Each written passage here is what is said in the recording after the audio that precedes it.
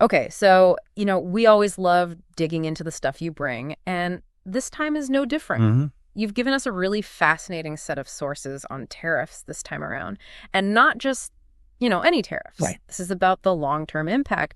And there are some recent developments, too, that you've flagged, which, Absolutely. definitely add another layer to this. Yeah. So today we're going to try to pull out the most important insights from all of this. Okay. And that means everything from these big picture analyses of what tariffs do over time Right. to getting into the specifics of what's been dubbed the 2025 Liberation Day tariffs.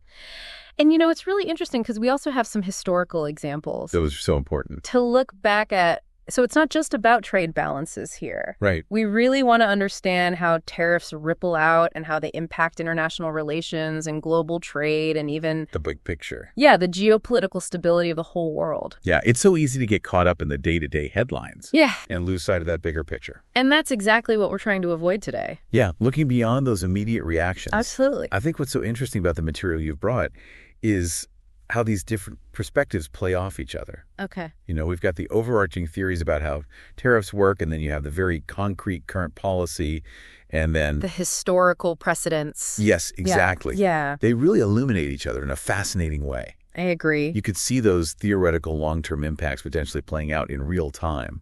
And then history gives us a glimpse of what could be coming next. yeah, what rhymes? Exactly. What patterns repeat? Okay, so let's start with unpacking these long-term impacts of tariffs on international relations. Okay, that's good. The thing that really jumps out at me is how quickly economics turns into diplomacy, or rather, the lack thereof. All right, the breakdown. Yeah, and several of the sources highlight how tariffs can really strain relations between countries. And the obvious example here is the U.S.-China trade war Oh, absolutely. from 2018 to 2019. And, it wasn't just a matter of going back and forth. Yeah, tit for tat. Exactly, tit for tat with tariffs on billions of dollars worth of goods. Yeah. It felt like it escalated into these broader geopolitical tensions very, very quickly. What's really interesting to me is that it's not always even about, the concrete economic impact. Right. It's about the perception, Right. the signal that it sends.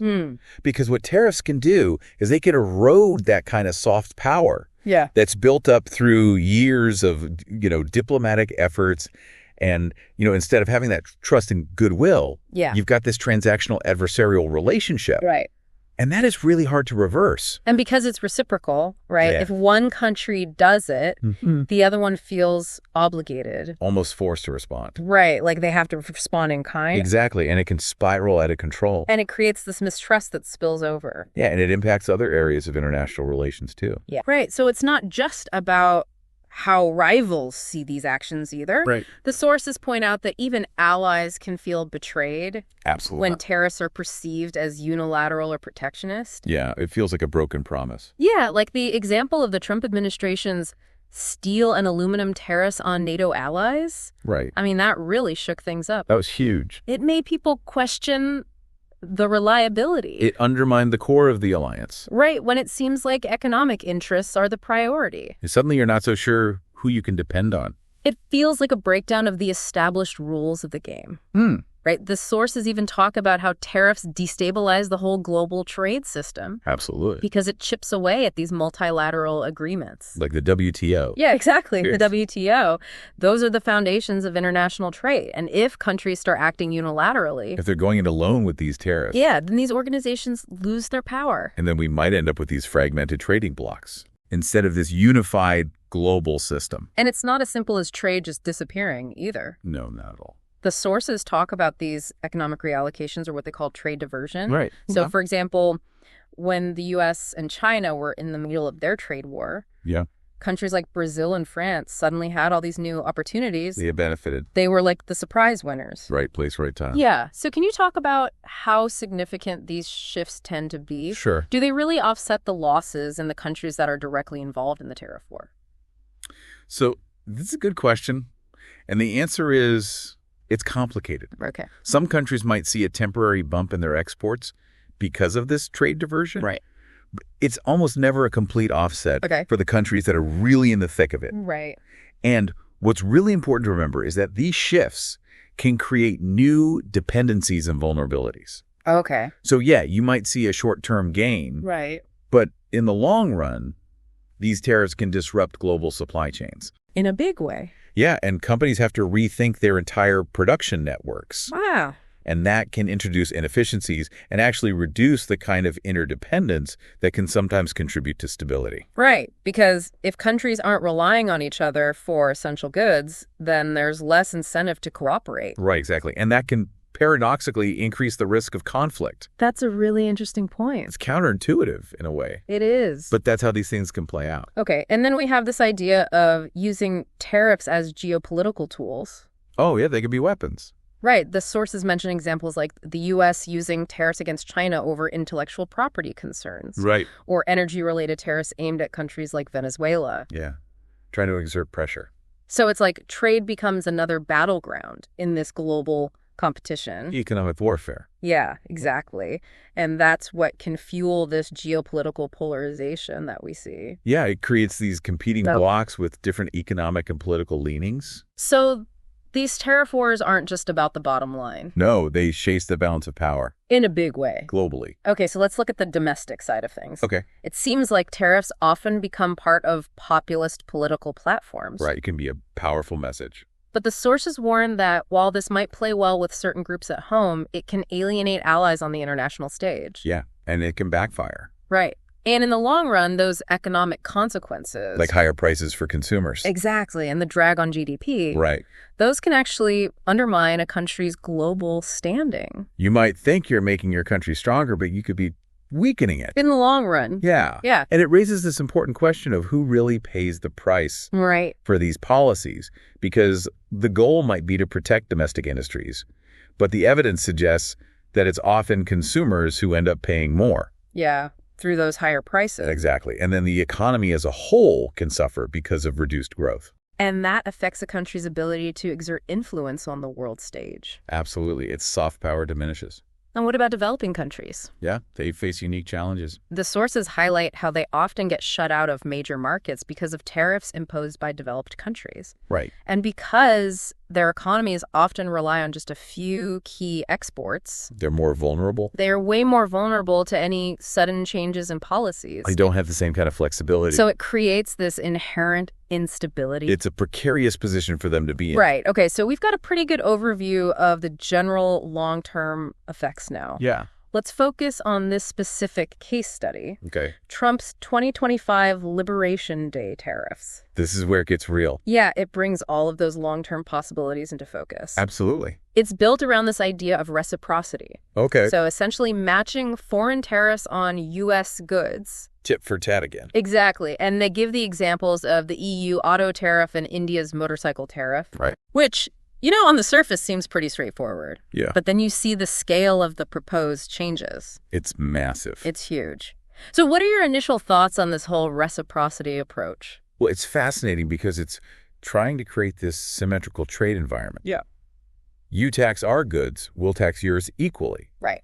It seems fair in principle. Okay. But the devil's in the details. I was just going to say. Yeah, because this proposed 10% universal baseline tariff on all imports. Right. That's a major shift from the current global trade norms. It's a huge departure. And it signals a much more protectionist stance. Across the board. Yes, applied consistently. Wow. And then there are the specific sectors that are targeted. Right, let's break it down. Okay, the auto industry has taken a big hit with that 25% tariff on imported vehicles, and then you have the phased-in tariffs on auto parts. It's a double whammy. Right, and they're predicting price hikes of $6,000 or more per vehicle. That's a lot of money. It's a lot. For the average consumer. Yeah. So what do you think about the potential knock-on effects for consumers and the overall competitiveness of the U.S. auto market? So the stated goal is to revitalize U.S. auto manufacturing. Right. Bring those jobs back. Right.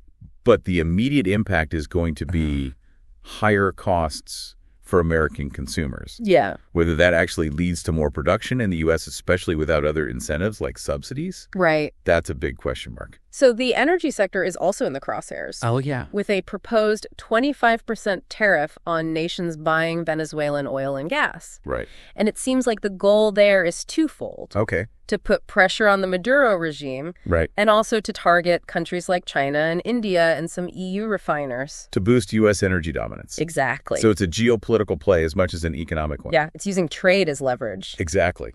But you have to be careful with those kinds of moves Why is that? because it could backfire. Okay. You could end up pushing Venezuela closer to countries like Russia and Iran, strengthening those ties rather than weakening them. And then there's the whole list of targeted nations. The list is long. It is, you've got the EU with their massive auto exports, Right. China with expanded tariffs on green technologies like EVs and solar panels. Right. And then you have emerging markets like Brazil with ethanol, Yeah. India with textiles, Uh-huh. Mexico with steel. It's a very broad approach. It feels like they're taking aim at a lot of key partners all at once. And that almost guarantees retaliation. Yeah, I was going to say, it seems inevitable Oh, it is. that there's going to be some kind of retaliatory action. Countries don't just sit back and absorb these kinds of hits. So they're projecting $100 billion in revenue per year from these tariffs. 100 billion. Yeah, but a lot of economists are skeptical of that number. Well, yeah, because they're assuming import volumes stay the same, Right, even with these much higher costs. which seems unlikely. Yeah, it's a very optimistic projection. Okay, and then there are the short-term economic disruptions that are outlined. Oh, yeah, those are concerning. The Peterson Institute estimates that households could see an annual cost increase of $500 to $800. Wow. And companies like Toyota and Tesla are warning about supply chain issues. Right. And then there's the risk of inflation jumping up. So this is going to hit people's wallets. It is, and in a real way. Yeah, these are pocketbook issues. And then when you look at the longer-term structural shifts, Right. the sources are pretty doubtful that we'll see this big reshoring of manufacturing to the U.S. Right, without other major incentives. Yeah, they're saying it's more likely that production will just shift to other regions like Southeast Asia or Africa. It's about finding the path of least resistance. Instead of actually bringing those factories back to the U.S. Companies will go where it's cheapest. Right. What's So up? the risk of retaliation is almost certain. Almost guaranteed. The EU is already talking about counter tariffs on things like bourbon and Harley Davidsons. Classic American exports. And China could restrict access to rare earth minerals. Oh, that would be a big blow. It would have a major impact on the U.S. tech sector. It's a strategic resource. So the geopolitical implications are huge. Enormous. Right. You've got the potential undermining of the WTO. Right. Strain on alliances with NATO and the G7, Yeah. and then these energy politics around Venezuela, which could push them closer to Russia and Iran, Right. while U.S. LNG exporters might benefit. It's a realignment of global power. Yeah, it feels like a major shakeup of the world order. It has the potential to be. Yeah, domestically, there seems to be some support, especially in areas like the Rust Belt, Right. but you also have a lot of opposition from sectors like agriculture. They rely heavily on exports. They do, and they're worried about the impact. And there's bipartisan pushback in Congress, too. So this is not a universally popular policy. Not by any stretch. And the potential global reactions are pretty stark. Yeah. The scenarios that are laid out are pretty dramatic. The EU could lose 40 billion euros in auto exports, and they're likely to file complaints with the WTO. China could restrict critical mineral exports, which would slow down U.S. tech manufacturing. Yeah. And India could raise tariffs on U.S. goods, which could trigger an agricultural trade war. So this could escalate very quickly. It could, and the three future scenarios they outline, Well, none of them are good. none of them are good. You have full implementation, which could lead to a global trade downturn and the risk of stagflation. Right. Then you have a negotiated rollback, where they try to limit the damage, Right. or a full-blown escalation. Which could lead to a deglobalized world. None of those are very appealing. It's a stark choice. Okay, so we've talked about these long-term implications Mhm. and this specific case study of the 2025 tariffs. Right. Now let's step back and look at some historical examples to Yeah. see if there are any lessons we can learn. Yeah. The Smoot-Hawley Tariff Act of 1930 always comes up in these conversations. It's the cautionary tale Exactly. of protectionism gone wrong. Yeah, so it was meant to protect American industries during the Great Depression. But it's widely seen as the trigger for these retaliatory tariffs and a collapse in global trade. A 66% decline in global trade. It's a reminder of how interconnected the global economy was even back then, Absolutely. and how actions in one country can have these unintended consequences. Ripple effects around the world. Yeah, okay. And then we have the more recent U.S.-China trade war. Yeah. Again, it started with concerns about intellectual property theft and unfair trade practices. Right. And there was a significant drop in bilateral trade. Yeah. U.S. exports to China fell by over 26%, and Chinese exports to the U.S. also decreased. But the sources make this point that global trade didn't just vanish. Right. It shifted. You reallocated. Yeah, and countries like Brazil and France actually increased their exports. They took advantage of the gaps. Right. It's a reminder that these things are dynamic. So do you think those gains for countries like Brazil and France offset the overall negative impacts? It's hard to say for sure, but probably not entirely. Right. The global economy is complex. Yeah. It's not a zero-sum game. The example of soybean tariffs during that trade war is a good illustration of this. Oh, yeah. So China imposed a 25% tariff on American soybeans. Right. And Brazil saw a huge jump in their exports. They became the main supplier. But it also meant higher prices for Chinese consumers. Right. And meanwhile, U.S. farmers had billions of bushels of soybeans just sitting in storage. So there are winners and losers. Yeah, and consumers often pay the price.